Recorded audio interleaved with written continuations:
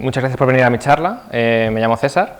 Esta charla va de reformas de fontanería, ¿vale? No es una rata, de hecho está ahí en mayúscula porque sí que es de front, ¿vale? Pero los conceptos, como siempre, pues vale para back, para todo, ¿vale? Incluso para PHP, lo que queráis, ¿vale? Entonces, bueno, la charla tiene mucha parte práctica, porque a mí siempre me pasa que me decían, no, haz buen código. Y yo, ok, pero ¿cómo, no? O sea, ¿cómo hago buen código? ¿Qué es buen código?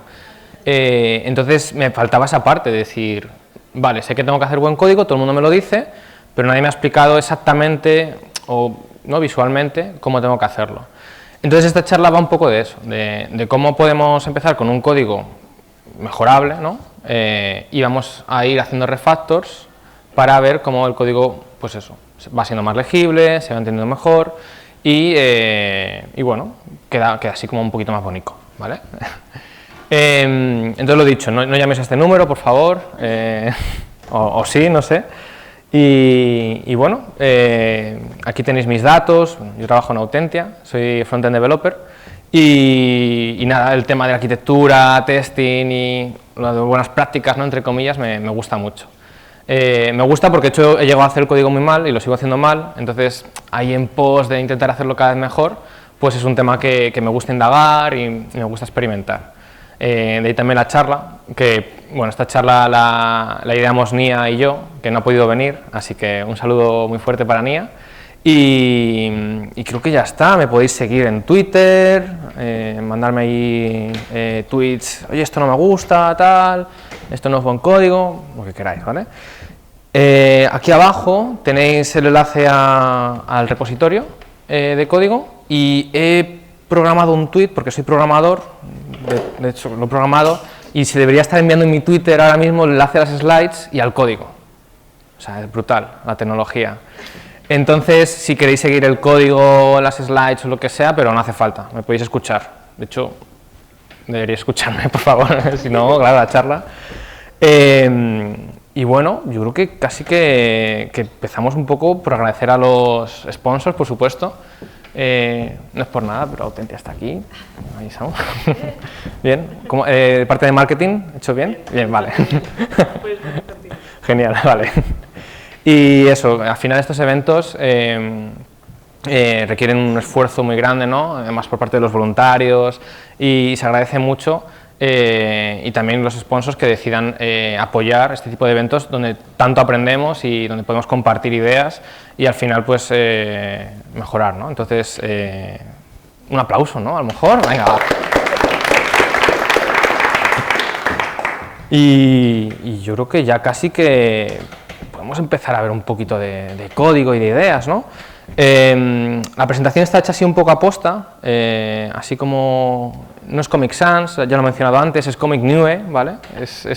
Decidieron actualizarla por alguna razón, un poquito más así hipster, entonces la tipografía es esa. Me he intentado investigar qué diseños se usan en los últimos flyers de reformas de fontanería, electricidad y demás, entonces de ahí va un poco el diseño. Bueno, a ver, ¿qué hacemos? ¿Qué vamos a hacer hoy? Tenemos aquí un código, hace cosas, bueno, tiene ahí como comentarios, un event listener, habla de adivinar cosas, ¿vale? ¿Este código qué podría representar? Os sorprendería la respuesta. Pues he hecho un Wordle de JavaScript. Entonces, tenemos un Wordle donde pues aquí vamos a adivinar un framework de JavaScript.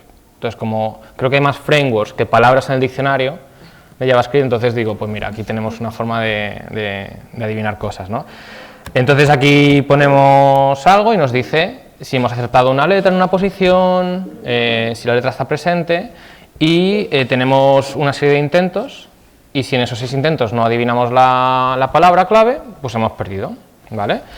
Y si la adivinamos, pues nos sale una alerta de que has ganado y bueno, empiezas de nuevo, ¿vale? Entonces, bueno, este algoritmo, aunque parezca mentira, es faltan muchas cosas, ¿no? Pero es una idea, ¿vale? De cómo podría ser ese código, ¿no? De hecho, aquí vemos que tenemos un fetch a un fichero JSON, que podrían ser los frameworks de JavaScript con los que vamos a jugar, ¿no? Pero claro, esto no es muy legible, muy difícil de enterarse, ¿no? De hecho, si no os lo digo, es muy difícil, ¿no?, entender qué hace este código. Porque al final tenemos que entender que programamos para humanos, no programamos para máquinas. Entonces, tenemos que intentar que el código pues, sea explícito, que provea de un contexto, ¿no?, y que nos ayude a entenderlo, ¿no? Hoy y mañana y la semana que viene y siempre, ¿no? Que es difícil, ¿no? Pero bueno, es nuestro objetivo. Entonces, bueno, ¿cómo vamos a mejorar este código? Pues mirad, lo primero que se me ocurre es un poco con el naming, ¿no? En programación hay tres cosas muy difíciles. De las tres más difíciles es el tema de caché, el tema a lo mejor de punteros y dar nombre a las cosas, ¿no? Es dificilísimo, pero es algo donde tenemos que dedicar tiempo y merece mucho la pena. Entonces, usar nombres descriptivos, que no sean ambiguos, hacer distinciones que sean pues, concretas, ¿no? Usar nombres pronunciables. Hay gente que le encanta las siglas y tal, y cosas así, acortar. Parece Twitter, ¿no? A veces cuando leo el código digo, joder, tener más que 280 caracteres, ¿no? O sea, es decir, aprovecha, ¿no? Nombres que se puedan buscar, ¿vale? Y pues hay veces que añadimos de un contexto un poco innecesario, ¿no? Por ejemplo, si tenemos un sistema de tipos, pues no añadamos el tipo, ¿no?, en el nombre. Y bueno, en base a esto, lo que he hecho es, dentro del proyecto, tenéis las versiones, y entonces lo que vamos a hacer es compararlas, ¿vale? Aquí esto, por ejemplo, hemos mencionado los problemas que tenemos, que son muchos, pues para empezar los nombres, ¿no? Pero luego hay además otros problemas de que hay responsabilidades que están mezcladas y bueno, iremos indagando poquito a poco. Entonces lo primero que vamos a hacer es mejorar los nombres, ¿vale? Entonces, en vez de data, que es muy genérico, pues podemos decir, oye, ¿qué es esto?, ¿no? Pues la lista de nombres disponibles, ¿no?, de palabras. Incluso si vemos si usamos nombres mejores, los comentarios no hacen falta, ¿no? De hecho, jope, si puedo tenerlo como código, mejor como comentario, porque el comentario al final, si no lo actualizo, cuando cambie el contexto, lo que significa, pues el comentario va a mentir, ¿no? Entonces, es mucho mejor que las cosas estén como código. Y luego, bueno, ya hemos aprovechado también y hemos añadido alguna información de tipos. Aquí, por ejemplo, en TypeScript podemos tipificar que este elemento que cojo pues es un elemento de formulario, ¿vale? Acordaos que en TypeScript cada vez que usamos any muere un gatito, ¿vale? Entonces los any's no, por favor. Luego, por ejemplo, la bueno, también depende del contexto, es decir, si tenemos en un map o una función así sencillita y el contexto es muy concreto, pues a lo mejor llamar a la variable de la función x o pues tampoco pasa mucho. Pero, un bucle, pues ahí el contexto es muy pequeñito. Pero bueno, tenemos que ir viendo qué compromiso y qué nivel de detalle queremos dar. Entonces, bueno, eso, he hecho un refactor así de nombres y ya, ostras, empieza a haber conceptos como palabra adivinar, cositas así, ¿no? También, pues bueno, he usado constante en vez de let para evitar... porque a mí es algo que, por ejemplo, cuando veo let, pues ya pienso que es algo que voy a reasignar, ¿no? Entonces, si uso siempre const, pues ya cuando veo let ya digo, oh, ostras, aquí tengo que tener cuidado porque esto se está reasignando. Entonces también suele ser una buena idea. Vale, entonces, pues bueno, aquí el precioso CSS y todo esto, ahí guay. Entonces, también los comentarios, ¿no? Entonces, cuando usamos comentarios, o sea, los comentarios no tienen por qué ser malos, o sea, pero simplemente hay que evitar explicar lo que hace el código, es decir, el código debe ya ser suficientemente autoexplicativo. Lo que sí podemos hacer es comentarios de por qué hemos hecho cierta parte del código de cierta manera, ¿vale? Hay alguna parte a lo mejor que es muy compleja de entender, en el sentido de, ostras, lo lees y dices, ostras, ¿por qué está hecho así?, ¿no? Entonces, si es un comentario, pues mira, esto está hecho así porque había un bug en esta versión, había ocurrido tal cosa, entonces esto lo hemos hecho para evitar este error, ¿no? Porque lo que hemos visto, si yo cambio el nombre de la variable puedo añadir esa información, pues ese comentario me lo puedo ahorrar, ¿no? Entonces, bueno, el tema de los comentarios, también cuidado con el código comentado. El código comentado lo borramos. Tenemos una herramienta maravillosa, Git. Entonces, si hay que recuperar código borrado, pues recurremos a eso. Entonces, código comentado, mejor que tampoco no, ¿vale? Ahí muere un perrito, ¿vale? Vamos a dividir entre perritos y gatitos muertos, ¿vale? Sí, aquí, ojo. Entonces, bueno, ¿qué más cosas podemos mejorar? Ya tenemos aquí, pues bueno, sigue siendo un poco jaleo, yo creo, porque hay como cosas un poco mezcladas. Entonces, a mí cuando veo cosas mezcladas, lo que me suele ayudar es también dar nombre a esas cosas, ¿no? Esos conceptos. Entonces, un refactor que puedo aplicar son funciones. Por ejemplo, puedo ir extrayendo en funciones y a esas funciones les doy nombres. De momento no es la mejor solución, de hecho ahora veremos que también tiene cierta problemática. Entonces aquí voy cogiendo y voy extrayendo, pues mira, la parte de añadir los eventos del formulario, que en algún momento lo recogeré, ¿no? Para de ahí coger la palabra que ha puesto el usuario, demás, ¿no? Luego tengo la función de validación, luego tengo una palabra que si la he adivinado, que si he resuelto la palabra correctamente, pero aquí también vemos que tiene un problema. De hecho, vamos a ver aquí directamente esto. Y es que también ocurre que si nos pasamos de tuerca y extraemos en muchas funciones, el código luego puede ser difícil de seguir. Entonces, también hay que buscar un equilibrio, hasta qué punto yo quiero extraer, ¿no? Porque es que si no es un poco jaleillo. Pero bueno, también es un poco ver e investigar y ir probando, ¿no? Con los test, por ejemplo, si tenemos test, pues también ese tipo de refactors se pueden hacer mucho más fácilmente. De hecho, es la única forma de hacer refactor. Si no tenemos test y modificamos el código para mejorarlo, ¿no? Realmente no estamos refactorizando porque no podemos asegurar con cierto nivel de validez de que el código que hemos cambiado sigue funcionando como el código que había antes.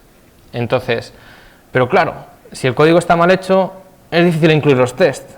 Entonces es ahí un poco raro. Pero bueno, también os enseñaré alguna herramienta, alguna forma de que el código, que es la parte difícil, que el código sea fácil de testear. Porque los tests, de verdad, son muy sencillos de hacer, muy sencillos, ¿no? Entre comillas. La parte difícil es que el código sea fácil de testear, eso es lo difícil. Entonces hay mecanismos para hacer que sea más fácil.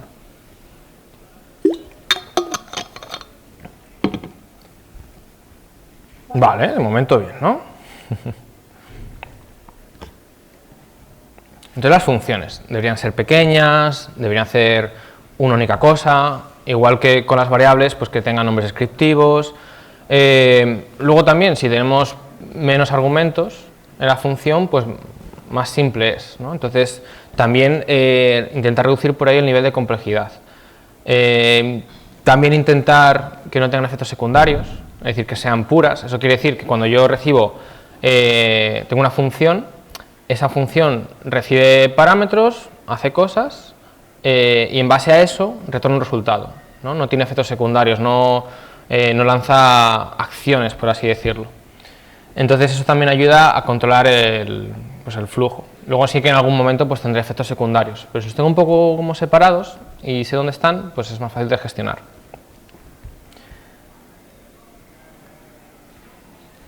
Entonces aquí hemos extraído las funciones, pero así tenemos también ciertos problemillas. Aquí hay cosas que no entendemos, ¿no? Este el 1, este 0, este -1. Aquí tenemos un comentario que todavía tenemos, ¿no? Pero poquito a poco vamos a irlo mejorando. Por ejemplo, también otra forma de mejorar el código es también usar los métodos de las APIs de JavaScript. Pues tenemos el array from, que en este caso, por ejemplo, me crea un array en este caso con una longitud y yo ya lo relleno. Entonces también el saber usar las APIs de JavaScript, el map, filter, reduce, también ayuda mucho. Y además tenemos la mejora de que son inmutables. Entonces ya nos ayuda y nos pone un poco en ese contexto de inmutabilidad, que también es un concepto importante, en el cual pues yo no modifico los objetos que tengo, sino que en base a esos creo nuevos y demás. Entonces, eso hace que el código sea más fácil de seguir. Entonces, también es un punto importante. Entonces, en este caso, pues bueno, en vez de abstraer en tantas funciones, pues mira, yo tengo mi función de validación que engloba pues este código, ¿no? Tengo un resultado, si la palabra que ha intentado el usuario es igual a la palabra que intento adivinar, pues relleno esto de unos, que todavía no sabemos muy bien lo que es, que por lo visto aquí hay un comentario que lo explica, pero no nos gusta esto, ¿no? Y luego pues tengo el bucle, que sí que ya empiezo a ir comprobando si pues cumple esas condiciones para pintar luego la interfaz, ¿no? El color verde o el amarillo. Pero bueno, también se puede mejorar, ¿no? Y luego tenemos la parte de code smells. Entonces, los code smells son una serie de conceptos. De hecho, hay una página web que está muy guay, que le he puesto las referencias de Refactoring Guru, que explica qué code smells hay. De hecho, están como súper tipificados y un montón. Y está muy bien para echarles un vistazo para ver cuántos tenemos, ¿no? O sea, yo cuando vi la lista digo, ostras, este lo cumplo, y este también, y este también. Pero bueno, una vez los identificas, pues ya puedes ir mejorando, ¿no? Pero poner nombre a las cosas al final te ayuda a identificar pues, en cosas fallas. Entonces los code smells al final, en cuanto al software, es la dificultad del cambio. O sea, yo al final, un proyecto, si no tuviese que cambiarlo nunca y las especificaciones estuviesen perfectas, cosa que siempre ocurre, ¿verdad? Las historias de usuario siempre están súper definidas, todo es increíble, además nunca piden cambios nuevos, ¿no? O sea, durante el sprint vamos, o sea, eso si lo toca a alguien no. Entonces, como todo está tan bien hecho y todo está tan perfecto, porque como adivinamos el futuro muy bien, claro, si no hiciese falta cambios, pues no haríamos test, no haríamos arquitectura, por el código no lo cambiaríamos nunca, porque no haría falta, ¿no? Como esas historias están tan bien hechas y todo, pero eso no ocurre así. Entonces, la única constante en desarrollo de software es el cambio. Entonces, tenemos que optimizar el código para que sea más fácil de cambiar. Entonces, los code smells pues, nos evitan que el código sea fácil de cambiar. Luego tenemos la fragilidad, que es que el software se rompa en muchos sitios cuando cambio de repente una cosita, ¿no? Cambio el color de un botón de color y se me ha roto toda la aplicación, ¿no? Es un poco exagerado, pero ha pasado. Y esto, por ejemplo, viene con un concepto que se llama DRY, es Don't Repeat Yourself. ¿Qué es Don't Repeat Yourself? Lo he repetido 2 veces. Ahí.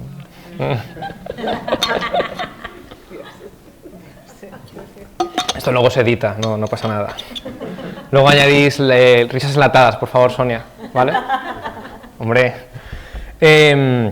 Entonces, claro, esto ocurre porque repetimos un concepto en muchos sitios del código. Y si ese concepto cambia y no lo cambio en todos esos sitios, pues se rompen en múltiples sitios.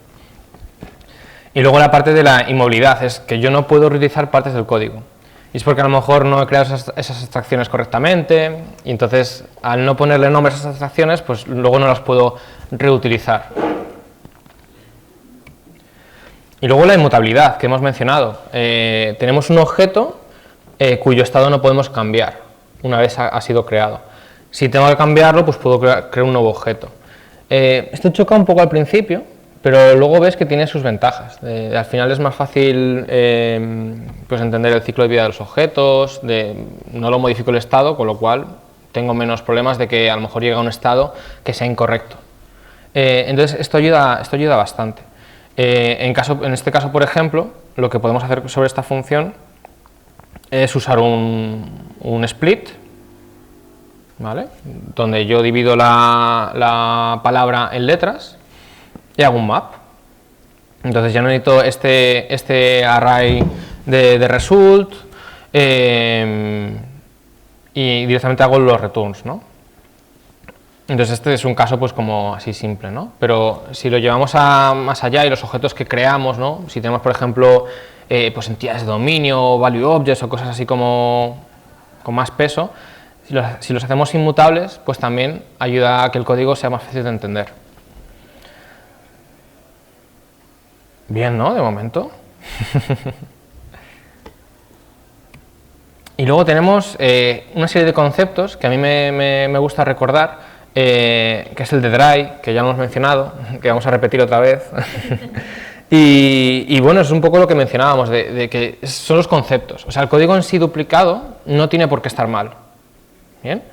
Lo que pasa es que si el concepto que subyace a ese código es el mismo, entonces eso hace que el código esté mal. Entonces lo importante es extraer los conceptos duplicados. Que normalmente eso se ve reflejado en que el código está duplicado. Pero incluso puede haber código que sea distinto, pero que represente lo mismo. Entonces ahí pues ya tenemos que ver más el código en detalle y demás. De hecho, en el ejemplo que hemos puesto hay un concepto que está duplicado, que ahora veremos cuál es.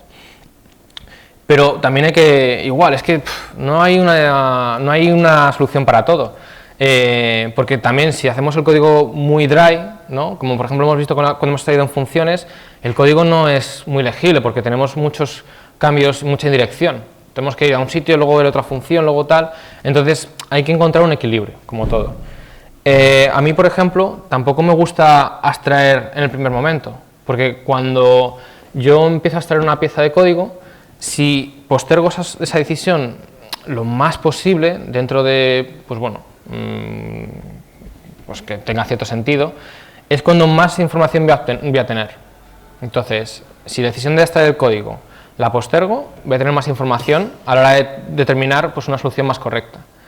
Luego hay gente, por ejemplo, que prefiere, han hecho la coña dry, pues wet, que dice write everything twice, entonces escribe las cosas dos veces y luego ya es cuando ahí empiezas a abstraer. Y eso también puede ser una buena forma.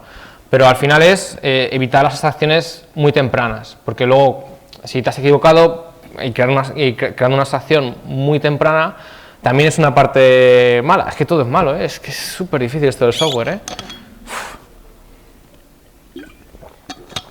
Pero luego es muy divertido, ¿no? Ahí cuando todo sale bien. Otro concepto que me gusta tener y tener en cuenta es Yagni. De hecho, esto me pasa bastante. Que me empieza a plantear un sistema ahí increíble, que tenga en cuenta todo, y es que es igual, se nos da muy mal esto de prever las cosas. Entonces, igual, seguramente no lo necesites. Hasta el momento que lo necesites, pues no lo tengas, no pasa nada. Lo que sí, pues yo también, por ejemplo, cuando creo un proyecto, sí que tengo ciertas cosas ya en cuenta de que esto tiene pinta que sí que lo voy a necesitar, ¿no? Ciertas capas, por ejemplo, ciertas abstracciones, pero no creo y no sobredimensiono mucho las cosas, por lo menos lo intento, ¿vale? Que cuesta también. Entonces, también esto viene de la mano con un concepto, por ejemplo, que es arquitectura emergente, que también esto nos pasa cuando creamos un sistema ahí súper complejo. De primeras, no, vamos a ir diseñando unas piezas que son básicas y sobre esas vamos construyendo poquito a poco, ¿no? Entonces, pues bueno, intentar no tener cosas que no vayamos a necesitar. Y luego el de Keys, de Keep It Simple, Stupid. Muchas veces cuando lo leo, el Stupid creo que como que me lo dice a mí, digo, joder. Y luego dijo, además el creador dijo que el tercero le sobraba también, o sea, Keep It Simple. Le añadieron demasiado cosa ahí, ¿no? Con el Stupid. Entonces, intentar las cosas lo más simple posible. Que de hecho esto también, pues al final, por ejemplo, con la gente que empieza cuando programa, ¿no? Las cosas son como muy complejas cuando las programa, luego llega esa persona senior, ¿no? Y ya empieza a hacer las cosas más simples. Y eso creo que al final te lo da un poco la experiencia, o sea que también está bien errar, o sea, si es que al final de eso se aprende. Entonces, con estos conceptos, por ejemplo, en el código, aquí tenemos esta parte de código que lo que hace es, pues directamente, comprobar si la palabra es la que intento adivinar. Pero realmente no me hace falta esto, porque ya estoy comprobando aquí en cada iteración si la palabra está en el sitio correcto, la letra está en el sitio correcto y ya está, o sea, esto no lo necesito. Y podríamos decir, joder, pero es que este código es mucho más óptimo y demás. Ostras, ¿cuánto tiempo te vas a ahorrar en ejecución? O sea, esto no tiene sentido, ¿no? Y de hecho el código que hacemos para mejorar la performance y demás suele ser código más enrevesado. Entonces, si realmente no te hace falta, pues no lo incluyas. Y de hecho, si tienes un problema de performance, mídelo. No te pongas ahí a cambiar el código. Pues yo me imagino que esto, porque la mayor parte del performance, por ejemplo, en la parte de front se va a las peticiones HTTP. Entonces, a lo mejor la solución va por añadir un sistema de caché o cosas así. Entonces aquí, pues este concepto está duplicado. Incluso este 1, aquí que vemos, si yo cambio aquí ya os anuncio que el programa se rompe, porque este 1 y este 1 que había aquí es lo mismo. Entonces, pueden ser cosas tan triviales como estos valores que vemos por ahí en el código separadas, o como ya cosas un poco como conceptos distintos. De hecho, es lo que os decía, el código aquí es distinto, pero el concepto es un poco el mismo. Entonces, eso, como ilustración, quería mencionarlo. Y luego ya sí que el refactor de la obsesión esta de primitivos, ¿no? De tener ahí por ahí números y letras y constantes. Aquí, por ejemplo, en vez de tener este comentario donde explicábamos, oye, pues este 1 significa que la palabra, la letra está en el sitio correcto. Pues, jope, lo que podemos hacer es crear pues, un enumerado, un objeto, lo que sea, que represente el concepto, ¿vale? Y aquí usarlo. Aquí estoy comprobando que el guess, pues que no está esa letra no está, o si está, pero no en la posición correcta, y esto hace que el código sea mucho más legible. Por ejemplo, esto ya, si os pregunto, pues ya sí que comparado con el código anterior, ¿no? Podríamos ya ver que, ostras, parece que está intentando adivinar una letra, una palabra. Entonces, ese es el objetivo, ¿no? del código.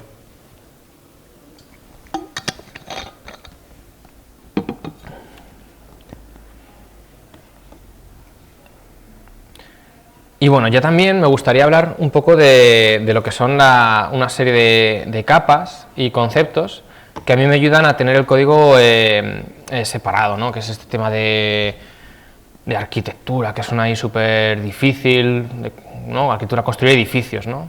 Ostras, pero sí que al final, luego yo lo llevo, son directorios, o sea, un concepto que parece muy abstracto, que es algo como súper formal, y luego es que es un directorio en el proyecto. Y es que realmente es eso, son autoimposiciones que nos generamos nosotros para que el código sea más fácil de seguir. Entonces, hay un montón de literatura que habla de, pues, tenemos arquitectura hexagonal, event-driven, microservicios, hexagonal, un montón de cosas, pero al final es una serie de directorios, ¿vale?, donde vamos a agrupar código que pertenece a esa capa, porque hace una cosa que debería hacerse en esa capa. Y lo que vamos a modelar es cómo las piezas hablan entre sí. Es decir, yo desde qué directorio puedo llamar a qué código de qué directorio.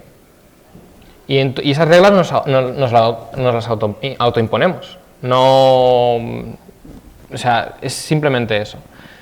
Y ahora veremos un refactor donde vamos a añadir esa arquitectura. Pero también veremos que para el Wordle que hemos hecho, o sea, a lo mejor es que el Wordle, ya os digo, o sea, es como muy sencillito, ¿no? Entonces también aquí hemos añadido una superarquitectura que ahora veréis que está muy bien para ilustrar cómo podemos gestionarlo en proyectos más grandes, pero aquí, por ejemplo, no hace falta, entonces también eso tenerlo en cuenta. Entonces, dentro de la arquitectura también hay una serie de elementos que a mí me gusta diferenciar. Por ejemplo, el tema de los repositorios, ¿vale?, que ahora veremos. Yo tengo una pieza que coge las palabras, ¿no?, los frameworks de JavaScript que tengo disponibles para adivinar. Y esta pieza pues hace una petición HTTP, ¿vale? Pues se conecta como lo veíamos en la primera versión, ¿no? Entonces, los repositorios son las piezas que interactúan con datos, ¿vale? Sé que en el front nos encanta llamar a todos servicios, o sea, todos son servicios y no diferenciamos, pero es que todos son servicios, entonces tenemos que intentar dar un poquito más de contexto. Entonces, los repositorios son esta pieza que interactúa con datos. Por ejemplo, puede traerse datos de un API REST, puede traerlos de local storage, o incluso si estamos en back, pues un repositorio será la pieza que trae los datos de base de datos, por ejemplo. Entonces, por ejemplo, yo aquí tengo este repositorio que coge y llama a este fetcher, que es un poco raro, ¿no? Este nombre fetcher, y coge las cosas, ¿no? Y aquí hay una cosa interesante, y es lo que mencionaba antes de hacer el código que sea más fácil de testear.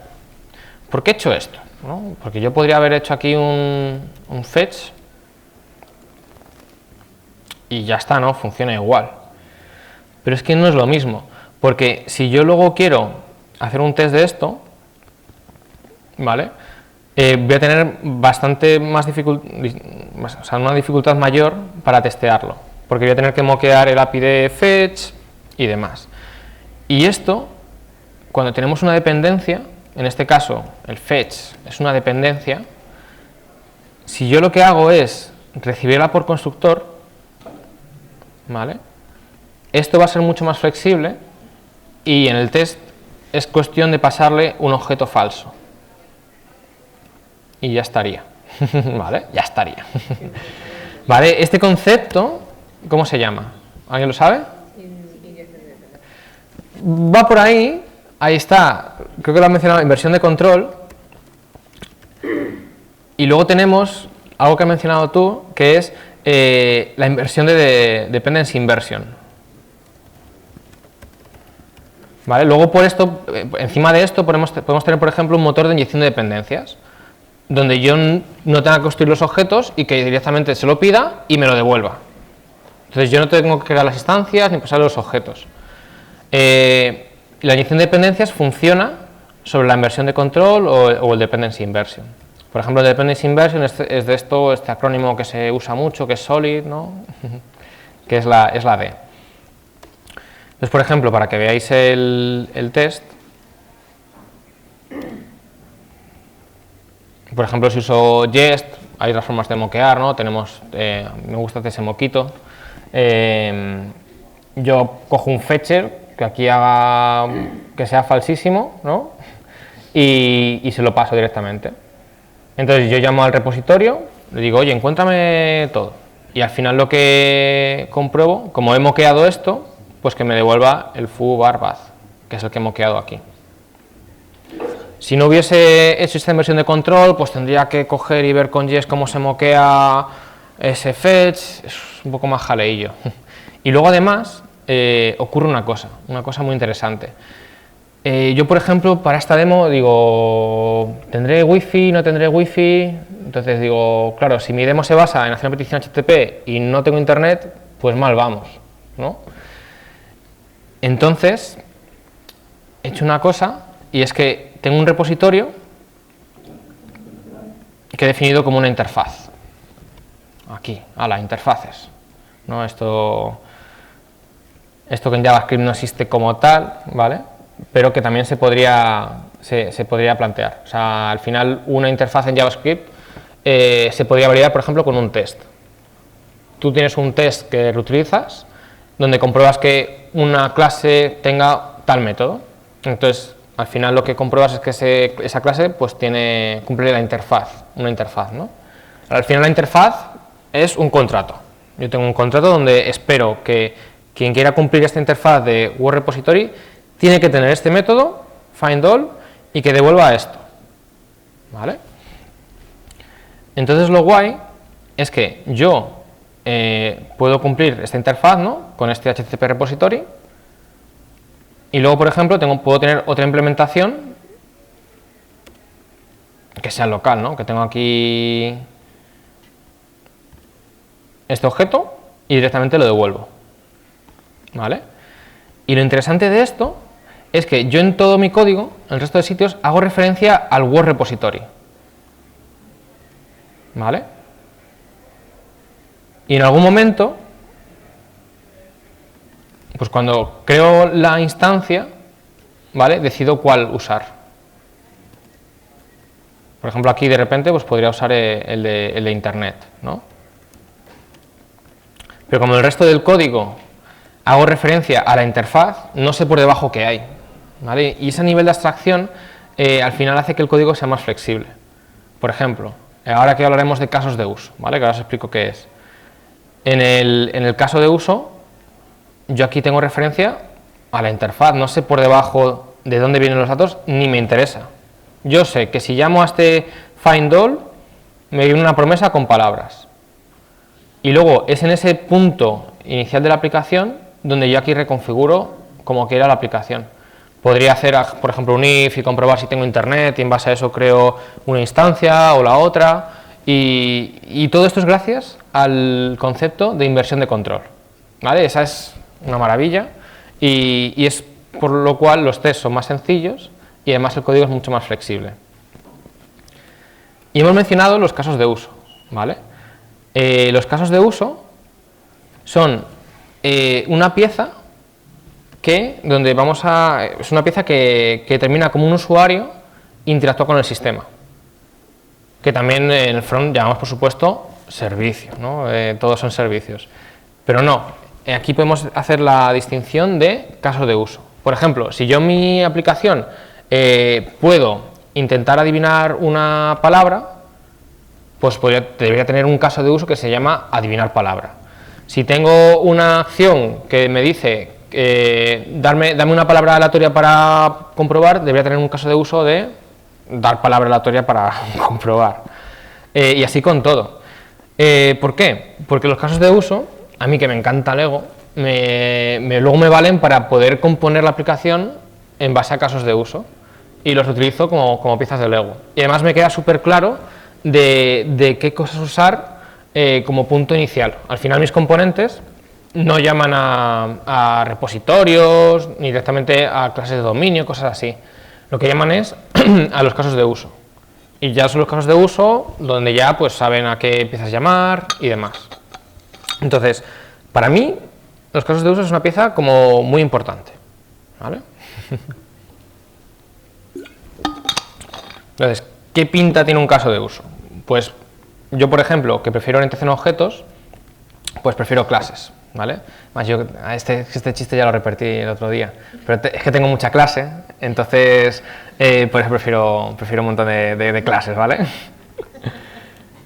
Entonces, por ejemplo, pero por ejemplo podrían ser funciones. O sea, al final son los conceptos, ¿vale? Lo que queremos aplicar.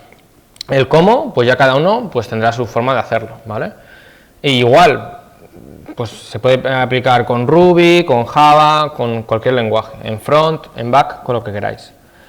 Y un caso de uso, pues al final, por ejemplo, yo tengo este, ¿no? De dame una palabra a comprobar, ¿no? Y aquí, por ejemplo, tengo el repositorio y demás.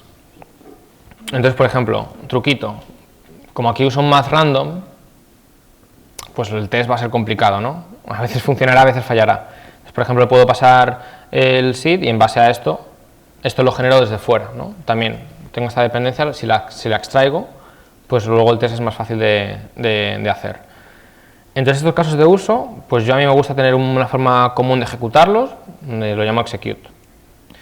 Pero igual, pueden ser funciones, como queráis. Entonces, en cuanto a las capas, que la hemos mencionado, aquí esto. Yo, por ejemplo, ¿cómo suelo organizar los proyectos? Pues yo tengo una carpeta de features, donde lo que hago es dividir por verticales de negocio. En este caso, pues es que el Wordle es muy sencillito. Pero si, por ejemplo, tuviésemos una parte de leaderboards, por ejemplo, o otra parte de registro, de login, de lo que sea, pues crearíamos distintas verticales, ¿no? Pues aquí, por ejemplo, el login, ¿no? Y cada una debería ser independiente. Luego sí que habrá casos donde tenga parte común. Entonces podemos crear, por ejemplo, una carpeta core o shared, donde tenemos código que es transversal a las features. Lo guay de organizarlo así es que todo está muy autocontenido, podemos tener distintos equipos trabajando en distintas features a la vez, no hay tantos conflictos de Git, que sé que os encantan, ¿vale? Los conflictos de Git, o sea, es lo mejor un lunes por la mañana levantarse, encender el ordenador, ahí ver un montón de ficheros con conflictos, es una sensación muy guay, ¿no? Pero para evitarlo, pues al final si tenemos distintas, si tenemos organizado bien, pues esto ocurre menos. No os prometo que no nos ocurra, pero bueno, intentaremos que ocurra menos. Y luego dentro de, por ejemplo, una factoría en concreto, pues yo tengo esta serie de capas, ¿vale?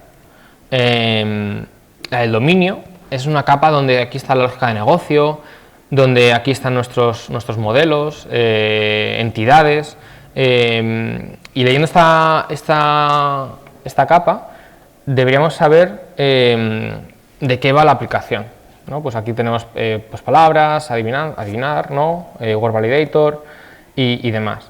Entonces, en esta capa es pura, no sabe del resto de capas, no tiene ni idea. ¿Qué quiere decir esto de que no sabe el resto de capas? Pues que yo no puedo importar código fuera de esta capa, ¿vale? No puedo importar código de otras capas, ¿vale? Esto, por ejemplo, cuando dibujamos los típicos circulitos concéntricos, por eso el dominio se pinta en el centro, porque no conoce el resto de capas de fuera. Luego tenemos la capa de application. En esta capa, leyendo application, deberíamos saber qué puede hacer la aplicación, ¿vale? La capa de application está por encima del dominio, entonces puede usar cosas del dominio. Luego tenemos la capa de delivery, que por ejemplo, aquí esto lo he programado sin ningún framework en JavaScript, es increíble. O sea, ¿sabéis que se puede programar en front sin frameworks? Es maravilloso. Usando una cosa que se llama el DOM, que es algo muy raro, el documento, query selector. Entonces, pues eso, como no quería que la gente dijese, esto hay que usarlo con React o con Angular o con lo que sea, no, de verdad. O sea, aquí en Delivery pues tendremos nuestro framework y ya está. Pero lo guay de montarlo así es que yo puedo cambiar de framework e incluso puedo tener varias formas de exponer mi proyecto. Por ejemplo, si tengo una página web y luego quiero tener una extensión de Chrome que haga lo mismo, a lo mejor la extensión de Chrome lo tengo que hacer con una tecnología distinta, pero si el Word de la página web y el Word de la extensión hace lo mismo, la parte de application dominio debería ser igual, pero la parte de delivery pues lo maquetaré de una forma distinta. Entonces ahí es donde está el potencial de poder o cambiar, por ejemplo, de tecnología de delivery o tener distintas formas de exponer mi aplicación. Y luego tenemos esta capa de infraestructura. Aquí tenemos pues el código pues acoplado, por ejemplo, a APIs. Por ejemplo, aquí en este caso tengo las implementaciones de los repositorios, ¿vale? Yo en el dominio defino ese contrato, ¿no? del repositorio, pero la implementación la tengo aquí, porque aquí depende de un sistema de terceros, ¿no? Que esta es pues el GitHub, ¿no? Entonces, esa es la forma de que el código al final pues esté como muy acotado y que sea fácil de gestionar, o por lo menos un poquito más fácil, ¿vale? Vaya turra, ¿eh? Pero bueno, al final no os tenéis que quedar con todos los conceptos claros, sino que os vayan usando cosas. Hemos pasado un poco de lo que son pequeños refactos, pues de cosas que a priori parecen sencillas, pero como hemos visto que el naming al final también es sencillo, pero luego cuesta mucho. Y hemos pasado por distintos puntos y hemos llegado a esta parte de un poco como más de arquitectura. Y al final es todo lo que he mencionado, de verdad es que no me lo he inventado yo, que esto lleva escrito mucho tiempo. Entonces, con que busquéis en Google o en Yahoo Respuestas, bueno, Yahoo Respuestas a lo mejor no, pero por Google buscáis ahí repositorio, software development, delivery, application, estos conceptos podréis leer acerca de ellos, indagar más allá. Y creo que es un buen punto de inicio de que os empiecen a sonar este tipo de cosas para que podáis implementar en vuestros proyectos.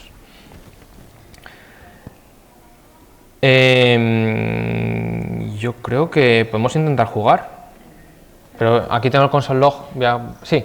Hola. Decía que bueno, para mí todo esto es muy nuevo y no me ha quedado muy clara la diferencia entre infraestructura y delivery, porque en mi mente como que tenía en mente como que los controladores eran más de infraestructura y me gustaría saber un poco la diferencia la que tienes tú Sí. sobre esto. Por ejemplo, en el caso de backend, donde por ejemplo tenemos los controladores, podemos tener una forma de exponer nuestra aplicación que podría ser mediante un API REST. Pero por ejemplo, para algún cliente antiguo, que hay una tecnología muy antigua que se llama SOAP-XML, SOAP, esto es una cosa un poco rara, así, alguien se ríe aquí, podríamos tener la misma aplicación expuesta con una tecnología distinta. Entonces, tiene que ver, el delivery tiene que ver más como cómo expongo la aplicación al cliente, ¿vale? Que otra cosa. Y la parte de infraestructuras no tengo el código que sé que está como acoplado. Pues por ejemplo, la parte de, yo normalmente en el front lo que os digo, la parte de repositorios o incluso si estamos en backend, temas por ejemplo de Spring Data con datos, lo que es la implementación. Pero bueno, es un poco esa capa de infraestructura es donde tenemos que el código está como más acoplado. Entonces sabemos que lo tenemos ahí separado, lo tenemos identificado y al tenerlo separado pues es más fácil de gestionarlo, porque esa parte prevemos que va a cambiar mucho. Entonces al tenerlo ahí pues es más fácil. Y bueno, aquí nos queda la magnífica slide de que estamos contratando en Autentia. Este tipo de cosas, arquitectura, buenas prácticas, es que nos encanta. Entonces, si os gustaría trabajar en un sitio donde os mola el tema de formaros, de indagar en este tipo de conceptos, ¿no? De arquitectura, testing, buenas prácticas, os invito a que echéis un vistazo a la web y bueno, que echéis currículum y eso, es que está muy bien, la verdad. Tenemos mesa de ping-pong, de hecho la prueba técnica es técnica de ping-pong, o sea que ir practicando. Pero bueno, eso, fuera de coña es un sitio muy guay, hay muy buen rollo y la verdad es que está genial. Así que yo empecé en prácticas, llevo ya 5 años, sigo en prácticas y muy contento. Y no sé si tenéis alguna pregunta más, animaos, si no también voy a estar fuera y me podéis preguntar también. Hola, para mí también es todo muy nuevo. Sobre el ejemplo que has comentado de... Tengo 2 features, ¿no? Tengo lo de Chrome y tengo la sí, el login, ¿no? Registro, sí. Entonces, si tienes 2 features que son 2 directorios, ¿compartirías o se repite el código en ese tipo de aplicación? Menos... O sea, se repite, ¿qué te refieres? Por ejemplo, aquí, ¿no? Tengo Game Application, la parte del Game, por ejemplo, Application, Delivery, Domain, estas 4 directorios. Vale, si tuvieras la otra feature... Sí, los directorios serían iguales, ¿vale? Yo tendría por aquí Delivery y demás. Muchas veces cuando empezamos, lo que planteamos es un directorio donde sea, por ejemplo, Delivery, ¿no? Y dentro de este Delivery, pues empezamos a meter pues, el Delivery, por ejemplo, de la parte del login, del registro, porque lo organizamos por tipología. Entonces, el problema de eso es que vamos a tener esta carpeta, va a ser inmensa y luego no va a estar colocalizado. Es decir, yo, si tengo, por ejemplo, dentro de Delivery, lo organizo así, ¿vale? Le doy la vuelta, ¿no? Es decir, aquí tendría, pues, Game, ¿no? Yo normalmente cuando cambio una funcionalidad, por ejemplo, cambio la funcionalidad de login, pues seguramente tenga que cambiar el dominio de login, el Delivery de login, en la parte de application de login. Entonces me interesa que esté junto, ¿no? Que haya una cierta cohesión. Entonces por eso lo agrupamos por esa vertical de negocio, ¿vale? Yo tengo el juego o el login o el registro y todo lo que tenga que ver con esa parte lo tengo junto, ¿vale? Entonces está como muy cohesionado. ¿Por qué? Porque si yo toco una parte de esa funcionalidad, seguramente me tengo que cambiar pues eso, lo que decía, pues la parte del dominio, los componentes, la regla de negocio, lo que sea.